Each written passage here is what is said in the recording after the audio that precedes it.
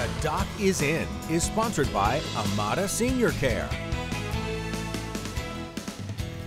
Fox 56 News Chief Medical Contributor Dr. Ryan Stanton is in studio with us. There he is right there. This morning he's helping us get a tan, safely of course. Tell us more. Well, I think honestly, listening to the forecast, it may not be as big an issue here locally, but a lot of people are going to be traveling this weekend, so we'll see how this goes.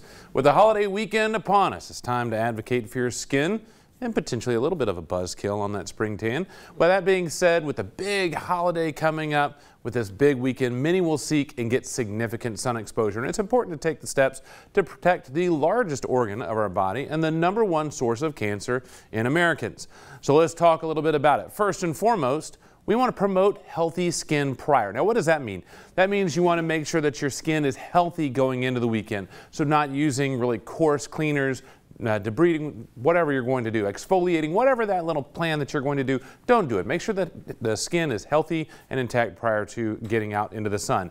Base tans don't work. I know that's always a conversation that's happened for decades. Base tans are not helpful. They are not going to prevent you from either getting cancer or from burning, so don't do it. Wear sunscreen and apply it often. We'll talk a little bit about that more here in about 30 minutes, about which one and how often you need to apply it, but making sure that you use it and use it often.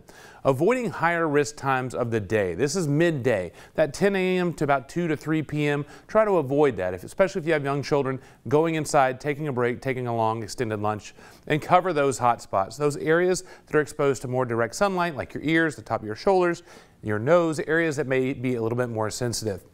I can't stress enough that a tan, and especially a burn, is actually the body's manifestations of skin cell damage, which increase the appearance of aging and lifetime cancerous damage. Now is damage forever. This isn't to say that we should live in caves and avoid sun altogether. It's just be smart, be safe, protect it. I see so many people coming in the emergency department dealing with the cancers and the skin damage and the things that could have been a little bit better decisions during life. So the tan now, future doctor visits later. You pick which one you want. And the wrinkles. The wrinkles. Yeah. I think that had an A in it, didn't it? That had wrinkles? The wrinkles. Perfect.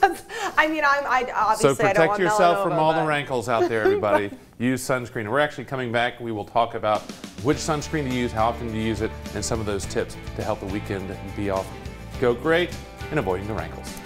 And I'm feeling a little guilty just back from Pablo, and I know I did not apply the sunscreen nearly as much as I should have. But at least you didn't come back looking like a tomato. That's true.